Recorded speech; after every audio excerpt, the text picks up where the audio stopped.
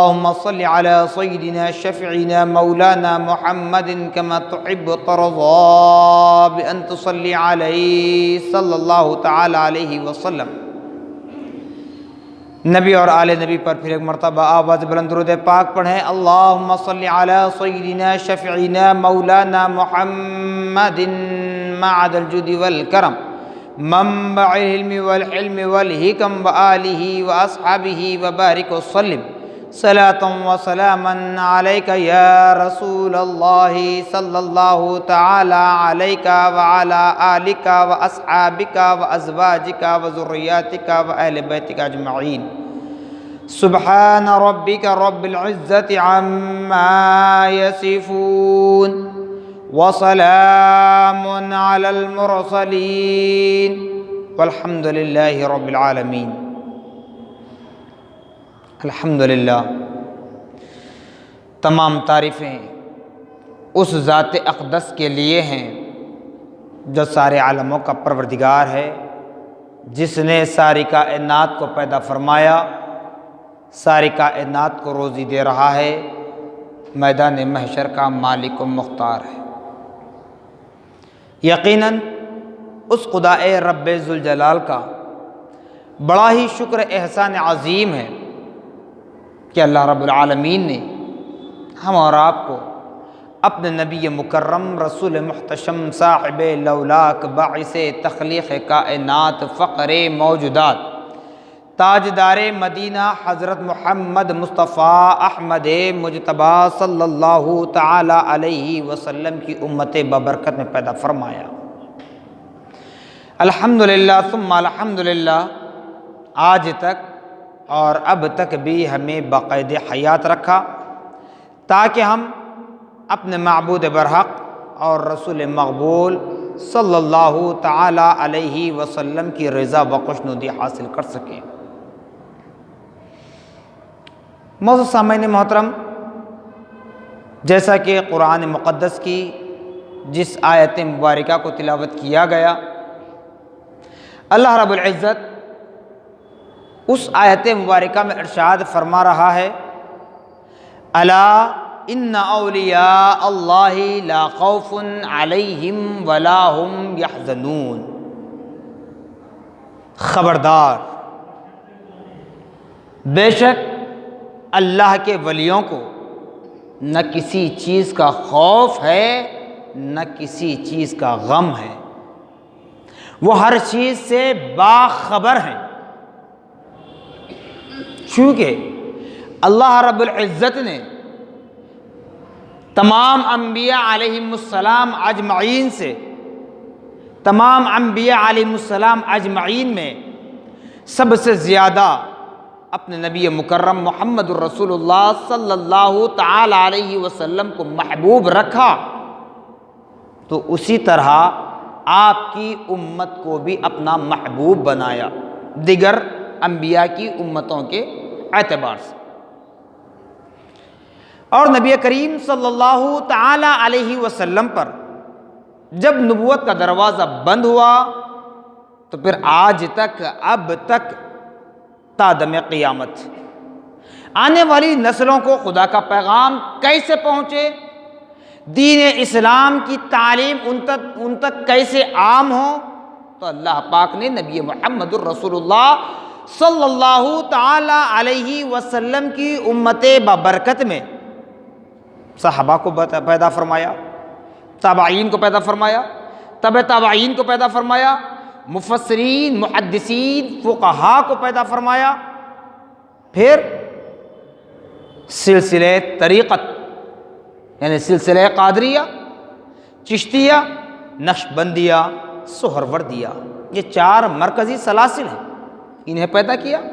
پھر اس کے بعد اگر دیکھیں تو علماء کی آج ہمیں جماعت نظر آتی ہے، علماء حق، علماء ربانیین، جو اللہ تبارک و تعالیٰ کے کلام کو سمجھنے کے لیے نبی محمد الرسول اللہ صلی اللہ علیہ وسلم کی تعظیم بجا لاتے ہیں اور نبی پاک صلی اللہ علیہ وسلم کی تعظیم کا طریقہ سکھلانے والے وہی صحابہ ہیں، وہی تابعین تبع تابعین ہیں، وہی مفسرین محدثین فقہا ہیں، وہی ائمہ اربعہ ہیں، وہی سلاسل طریقت ہیں جو ہمیں نبی پاک صلی اللہ علیہ وسلم کی تعظیم سکھلاتے ہیں۔ چونکہ جب ہمارے دلوں میں تعظیم ہے، ہمارے دلوں میں حب نبوی ہے، تو پھر خدا کا قرب ہمیں نصیب ہوتا ہے۔ اگر اس سے ہم منہ پھیر لیں تو پھر بجائے اس کے کل بروز محشر رسوائی ہونے کے، ذلت ہونے کے کوئی چارہ ہمیں نہیں مل سکتا۔ تو آئیے آج ربیع الثانی کی 11 تاریخ ہے۔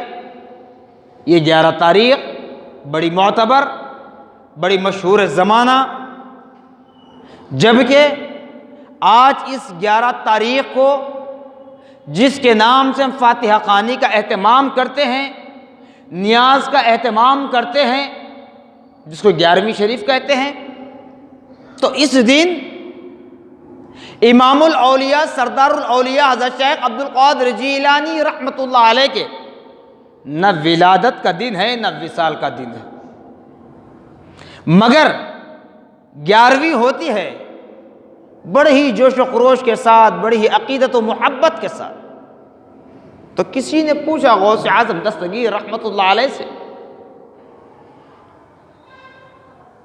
کہ سرکار عبد القادر جیلانی رحمۃ اللہ علیہ، آپ اس دن جو اہتمام کرتے ہیں اس کی وجہ کیا ہے؟ اللہ اکبر۔ تو پیران پیر روشن ضمیر قندیل نورانی حضرت شیخ عبد القادر جیلانی رحمۃ اللہ علیہ ارشاد فرماتے ہیں، حضرت آدم تا حضرت عیسیٰ علی نبینا علیہ السلام اجمعین، ان میں تمام انبیاء علیہ السلام اجمعین کو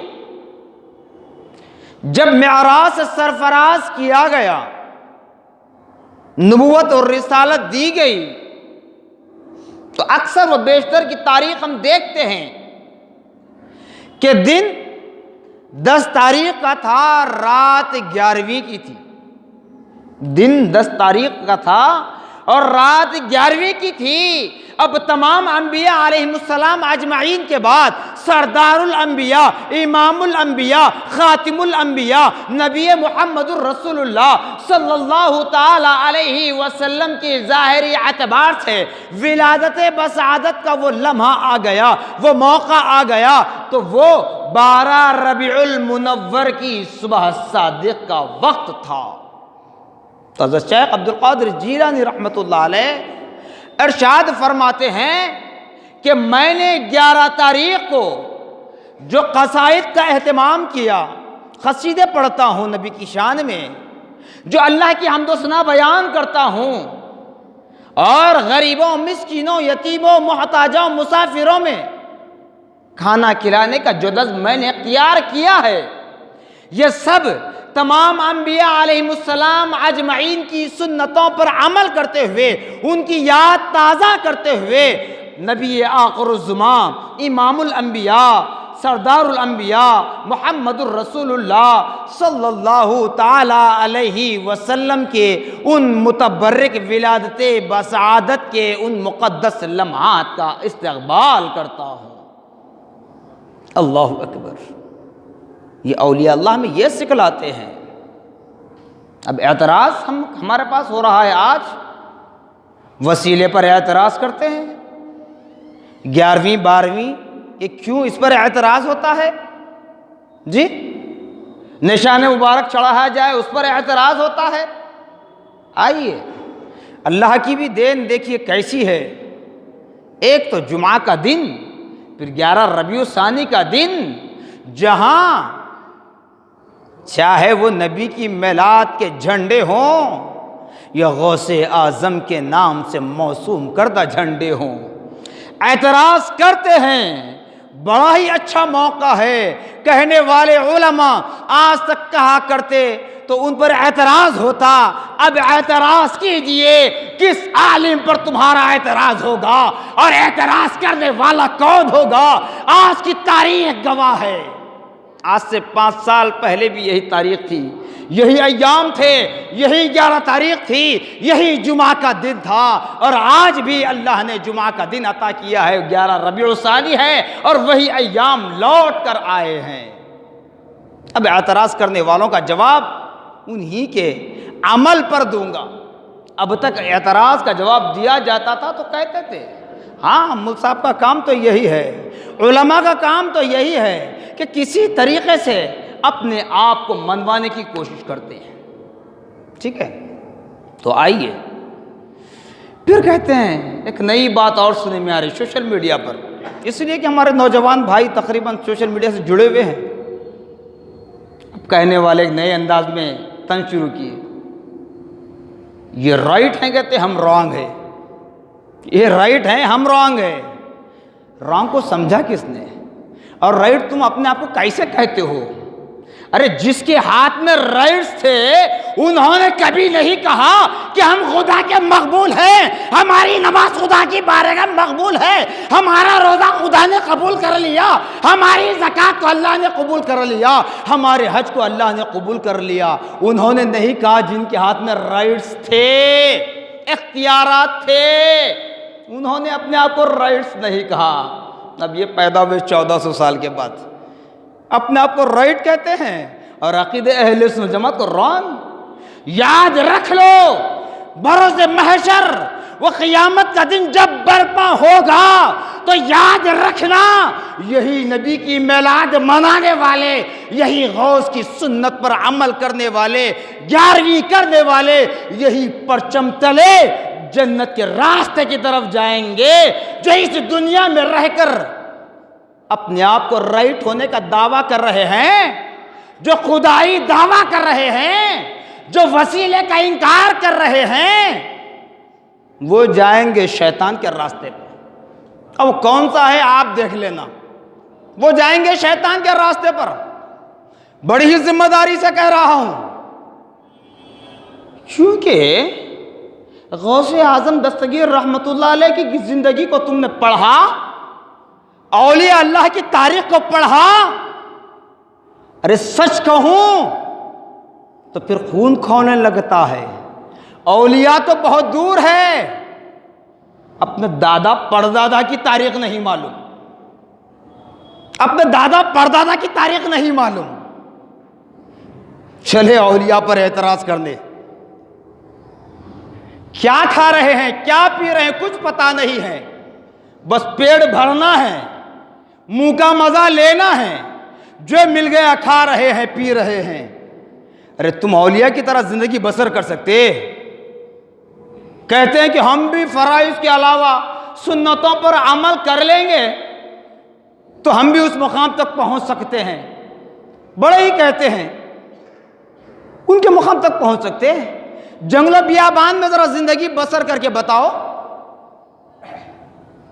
بھوکے رہ کر بتاؤ، ایک وقت کا کھانا چھوڑ دے،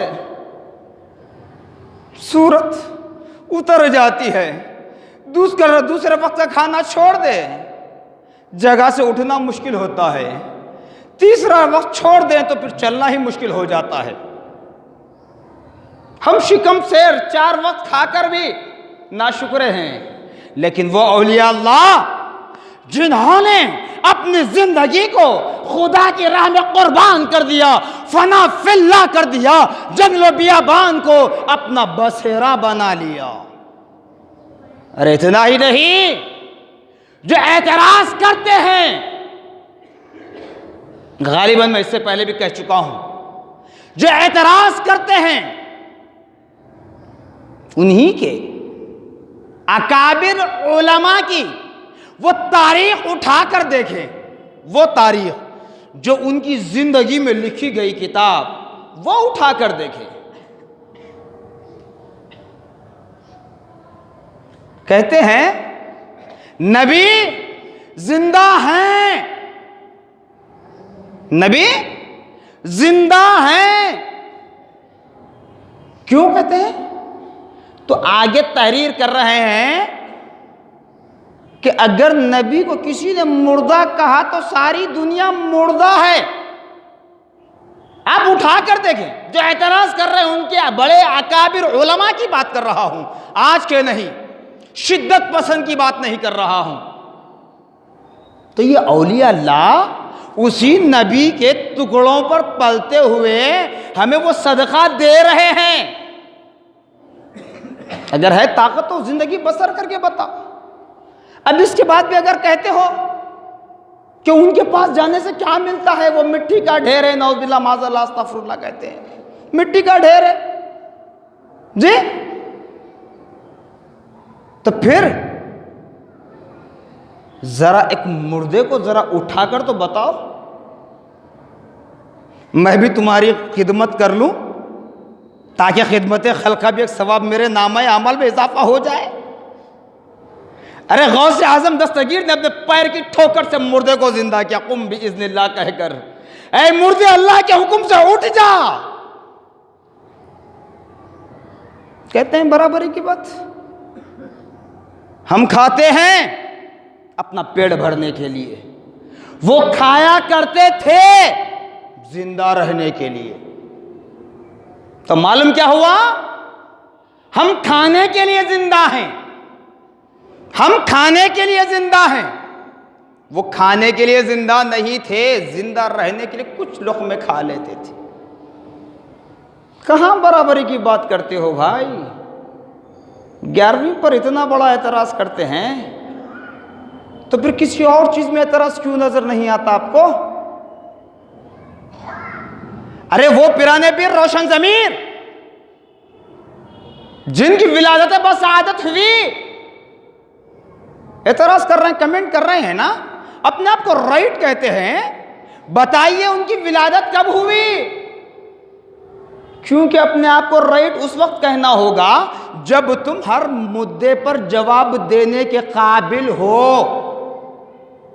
ہر ولی کی، ہر تابع تابعی کی، ہر تابعی کی، ہر صحابی کی، ہر نبی کی کم سے کم پوری بایوگرافی نہیں، کمپلیٹلی بایوگرافی نہیں، کم از کم تاریخ ولادت، تاریخ وصال، یہ دو تو یاد کر لو۔ اتنا بھی نہیں تو اتنا تو معلوم ہونا چاہیے کہ کون سی تاریخ کو آپ کی ولادت ہوئی، کون سی تاریخ کو آپ کی ولادت ہوئی، اتنا تو جاننا چاہیے نا۔ ابھی کچھ بھی نہیں معلوم، بس کہہ دیا ہم رائٹ ہیں۔ وہ خوائی لگائے، رانگ، میلاد کا جلسہ رانگ، 11ویں شریف کی نیاز رانگ۔ ارے تم رانگ کہتے کہتے تم راؤنڈ اپ ہو جاؤ گے، رانگ کہتے کہتے تم راؤنڈ اپ ہو جاؤ گے، ہمیں کچھ فرق پڑنے والا نہیں ہے۔ بت پیچھے نہیں، سامنے کھڑے رہ کر بھی بول لو مجھے کوئی فرق نہیں پڑتا، نہ غوث کے غلاموں کو کوئی فرق پڑتا ہے، کیونکہ ہمیں تعلیم دی گئی، طریقہ سکھلایا گیا۔ صرف اتنا ہی نہیں کہ ہم آگے والے پر طنز کرنا نہیں جانتے، بلکہ ہم اپنی اصلاح بھی کرنا جانتے ہیں، اپنے اصلاح بھی کرتے ہیں۔ اب تم پوری بات نہیں سنتے تو ہمارا کوئی قصور نہیں ہے صاحب۔ 11ویں شریف کیوں غلط ہے بتائیے؟ شرک بدعت ناجائز جو فتوے تم دیتے ہو، کیوں؟ کھانا حرام ہے، چاول حرام ہے، میٹھا بنایا جائے تو شکر حرام ہے، کیا حرام چیز ملائی جا رہی؟ شراب ڈال رہے ہیں اس میں، جوے کا پیسہ ڈال کر رہے ہیں، پھر کس اعتبار سے پھر اعتراض ہوتا ہے؟ اب یہ ساری باتیں سمجھا دی جائے، نشان پر آ جاتے ہیں، یہ نشان کیوں لگاتے؟ مرضی ہے بھائی، آپ کے گھر پر زبردستی لا کے تو ہم نہیں لگا رہے نا، ہم اپنے گھر پر لگا رہے ہیں، یہ گھر ہمارا ہے، یہ ملکیت، یہ پراپرٹی ہماری ہے، اس میں رائٹس ہمارے، ہماری مرضی ہے۔ ہم نے غوث اعظم کا جھنڈا لگائیں یا نبی کی میلاد کا جھنڈا لگائیں، ہماری مرضی ہے، تمہیں کچھ نہیں معلوم۔ ارے یہاں تک بتلایا گیا جس گھر پر غوث کا جھنڈا ہوتا ہے وہاں سے شیطان بھی بھاگ جاتا ہے، شیطان بھاگ جاتا ہے۔ تب اسے اندازہ کر لینا، جو کمنٹس کرے، جو اعتراضات کرے، اس سے اندازہ کر لینا کون کیا ہے۔ اور اس پر پھر جھنڈے پر نام کیوں لکھتے ہیں؟ یہ تمام اعتراضات آپ کو کرنا ہے تو کسی اہل علم کے پاس بیٹھ کر پوچھئے کسی مفتی صاحب کے پاس بیٹھ کر پوچھئے، کیوں بازار میں رکشہ چلانے والے، ٹھیلا بنڈی لے کر جانے والوں سے سوال کرتے ہو؟ میرے بھائی، سوال کرنا تو اہل علم سے پوچھئے۔ فَاسْأَلُوا أَهْلَ الذِّكْرِ إِن كُنتُمْ لَا تَعْلَمُونَ۔ قرآن کہہ رہا ہے کہ لوگوں اگر تم کوئی بات نہیں جانتے تو جاننے والے سے پوچھئے۔ وہ بیچارہ غریب بازار میں کاروبار کرنے والا اگر جانتا ہوتا تو ٹھیلا بنڈی لے کر کیوں نکلتا، آٹو رکشہ لے کر کیوں نکلتا؟ وہ بھی تمہاری طرف فتوے دینے کے لیے کسی دارالفتہ کا مفتی بن کر بیٹھ جاتا، وہ بھی ایک اسلامک اسکالر بن کے تمہاری طرح سوشل میڈیا پر آ کر بیان دیتا۔ کہنے چلے اور غوث اعظم دستگیر رحمت اللہ علیہ ہو یا دیگر اولیاء اللہ، اعتراض کرنے سے پہلے سمجھ لیں کہ آپ کتنے پانی میں ہیں، آپ کے پاس کتنا علم ہے۔ دیکھا آپ نے سیرت غوث اعظم پڑھیے، جیسے کہا میں نے کہ وہ کھانے کے لیے زندہ نہیں تھے، زندہ رہنے کے لیے کھایا کرتے تھے۔ کب کھاتے تھے؟ خود غوث اعظم دستگیر رحمت اللہ علیہ مسجد میں بیٹھے ہوئے ہیں، مسجد میں بیٹھے ہوئے ہیں، مریدین معتقدین بھی آپ کے ساتھ بیٹھے ہوئے تھے۔ جب مریدین میں سے کسی نے اس آواز کو سنا، الجوع، الجوع، یہ عربی لفظ الجوع، اس کا معنی ہے بھوک، بھوک کا لگنا۔ آواز سنی تو فوراً مریدین اٹھے اور اپنے گھر سے اپنی حیثیت کے مطابق کھانا لے کر آئے، مگر غوث اعظم دستگیر رحمت اللہ علیہ نے کھانے کو واپس کر دیا۔ اب وہ بھی مرید اسی لیے کہتے ہیں، بانی جامعہ ملت رضوان تحریر فرماتے ہیں کہ پیر ہو تو پیر کامل، مرید ہو تو مرید صادق ہو۔ تو وہ مرید صادق تھے، حجت نہیں کیے، یہ نہیں کہے کہ سرکار کھانے کو آپ واپس کیوں کر رہے ہیں، یہ اللہ کی نعمت ہے، نہیں کہے، واپس پلٹے۔ پھر آواز آئی، پھر کھانا حاضر کیا، متواتر 3 مرتبہ اس طریقے کا بتایا جاتا ہے۔ تو اخیر میں جب وہ الجوع الجوع کی آواز بند ہوئی، تب پیرانے پیر نے ایک مرید کو بلا کر اس کے برتن سے کچھ لقمے اٹھا کر کھائے۔ اب مریدین پریشان تھے، ہر کوئی اپنے کا سوچ رہے تھے، کیا میری کمائی حلال نہیں ہے؟ کیا مجھ سے ایسا کون سا گناہ سرزد ہو گیا جس کی وجہ سے پیر نے، عبد القادر جیلانی نے ہمارا کھانا تناول نہیں کیا؟ اب اس بندے کی طرف پلٹ پڑے جس کا کھانا لے کر سرکار غوث اعظم کھا رہے ہیں۔ کہا کہ تمہارا عمل ایسا کون سا ہے جس کی وجہ سے سب کے کھانے کو انہوں نے ترک کر دیا اور آپ کا کھانا لے کر آپ کی برتن سے لقمے اٹھا کر کھا رہے ہیں؟ تو وہ بندہ بڑا حیران پریشان ہے، مجھے پتا نہیں ہے، بس آواز دی، میں نے کھانا پیش کر دیا۔ تو کھانے سے فارغ ہونے کے بعد حضرت شیخ عبد القادر جیلانی رحمت اللہ علیہ ارشاد فرماتے ہیں کہ بابا، کسی کی کمائی پر مجھے اعتراض نہیں ہے، نہ میں نے کسی کمائی میں کوئی نقص دیکھا ہے، کوئی برائی دیکھی ہے، بلکہ سب پاک ہیں، لیکن جس وقت تم نے کھانا حاضر کیا تھا اس وقت میں کھانا نہیں چاہتا تھا، میری طبیعت چاہ رہی تھی، میرا نفس چاہ رہا تھا کہ میں کھانا کھاؤں، لیکن جب نفس پکار پکار کر بیزار ہو گیا، بے بس ہو گیا، یہ سوچنے لگا کہ اب تجھے کھانا ملنے والا نہیں ہے، جب بے بس ہو کر وہ خاموش ہوا، تب میں نے زندہ رہنے کے لیے کچھ لقمے کھانے کے لیے اس کھانے کو طلب کر لیا۔ تو اولیاء اللہ کھاتے تھے کھانے کے لیے نہیں، زندہ رہنے کے لیے کچھ لقمے کھایا کرتے۔ ہماری طرح بھی شکم سیر پیڑ بھر کر ڈکار آنے تک نہیں کھاتے، کیونکہ بڑے بڑے اعتراضات کر رہے نا، زبانیں بہت بڑی ہو گئی نہیں۔ اب اسی طرح نشان پر اعتراض ہوتا ہے، کیوں اعتراض کرتے ہیں صاحب نشان سے؟ آپ کو چیڑ کیا ہے، تکلیف کیا ہے؟ ہاں، میرے گھر پر غوث اعظم کے نام کا جھنڈا ہے تو آنے والا کوئی دور سے دیکھ کر سمجھ جاتا ہے کہ یہ غوث کا دیوانہ ہے، یہ اولیاء کا چاہنے والا ہے، یہ وسیلے کا قائل ہے، یہ وسیلے کا قائل ہے، یہ اولیاء کے نام پر اپنی جان کو قربان کرنے والا ہے۔ یہ معلوم ہوتا ہے کہ علامت ہے۔ اس کے بعد بھی اگر تکلیف ہو تو پھر میں کہوں گا کہ آپ بھی اپنی جماعت کے ان پرچم کو اپنے لیٹر پیڈ سے بھی نکال دیں اور اپنی عمارت پر جو نشان کا تم نے اپنے پرچم کا جو نشان اتارا ہے نا اس کو بھی مٹا دیں۔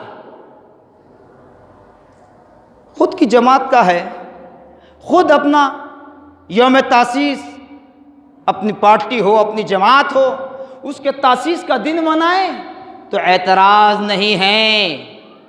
غیر قوم کے تہوار میں شریک ہوں تو اعتراض نہیں ہوتا، اعتراض ہوتا ہے اہل سنت والجماعت کے اعمال سے۔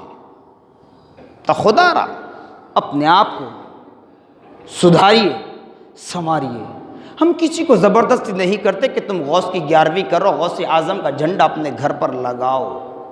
ہم لگاتے ہیں، آپ نہیں لگاتے مت لگاؤ، مگر انکار بھی کرتے ہیں تو یہ آپ کا اختیار ہے، اس پر اعتراض نہ کرنا، اعتراض نہ کرنا، کیونکہ وہ جھنڈا جو لگایا جاتا ہے صرف غوث اعظم کی نسبت نہیں ہوتی، اس جھنڈے کو نبی محمد الرسول اللہ سے نسبت ہو چکی ہے، اور نبی محمد الرسول اللہ صلی اللہ علیہ وسلم کی ولادت بسعادت کے وقت خود رب کائنات نے جبرائیل کے ذریعے بیت المقدس پر جھنڈا لہرانے کا حکم دیا۔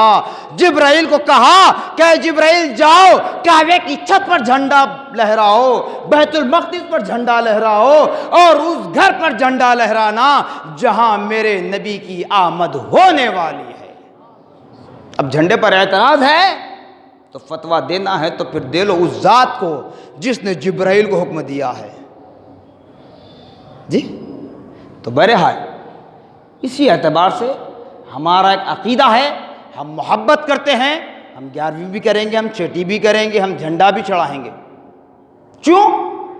ہم تک جو دین اسلام کا پیغام پہنچا ہے، ہمیں جینے کا جو سلیقہ سکھلایا گیا ہے، کھانے پینے کے جو آداب بتائے گئے ہیں، اٹھنے بیٹھنے کے جو آداب بتائے گئے ہیں، بازار میں چلنے کے جو آداب بتائے گئے ہیں، ماں باپ کے ساتھ اس نے سلوک کرنا، بڑوں کا ادب کرنا، چھوٹوں پر شفقت کرنا۔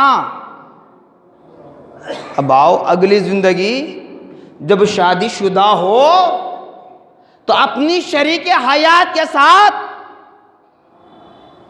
خلوت و جلوت، یہ سب طریقے ہمیں ہمارے ان اسلاف نے سکھلایا ہے، تو ہم ان کے احسان کو فراموش نہیں کر سکتے، ہم ان کے احسانات کو فراموش نہیں کر سکتے۔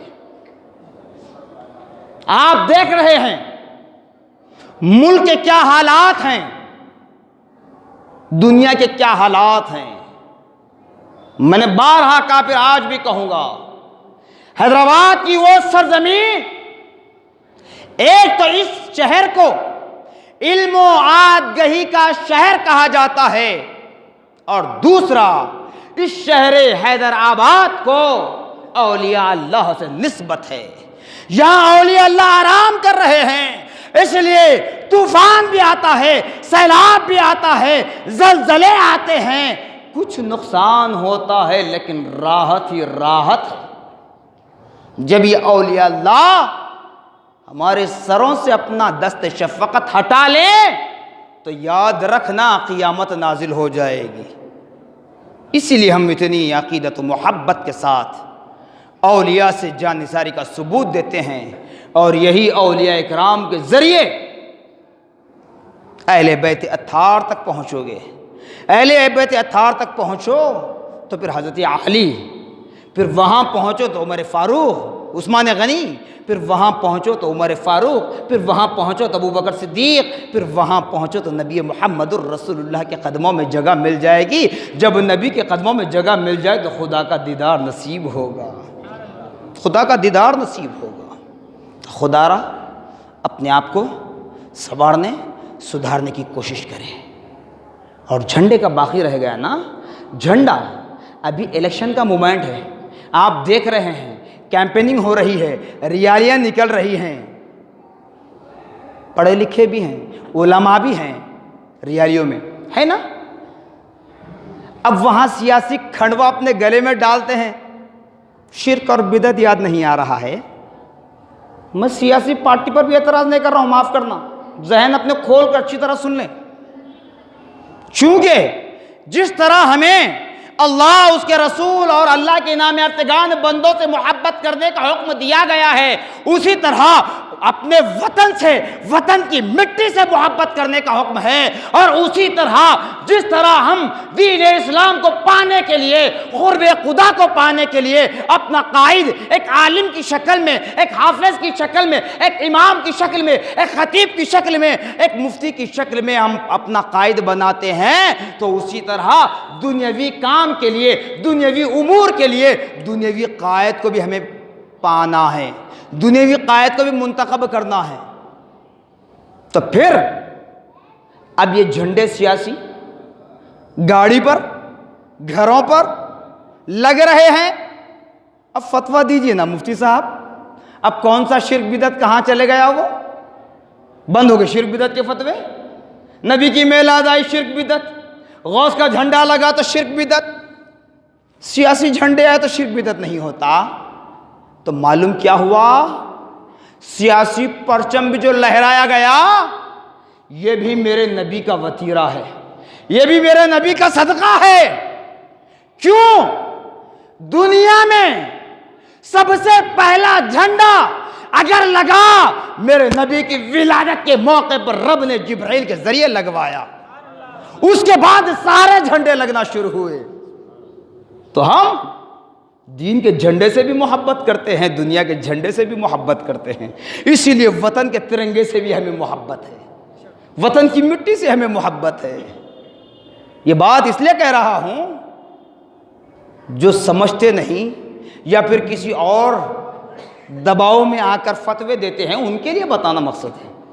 تو بہرحال ان باتوں کو ذہن میں رکھتے ہوئے ایک بات بتاؤں جو ازلی ہمارے دشمن ہیں.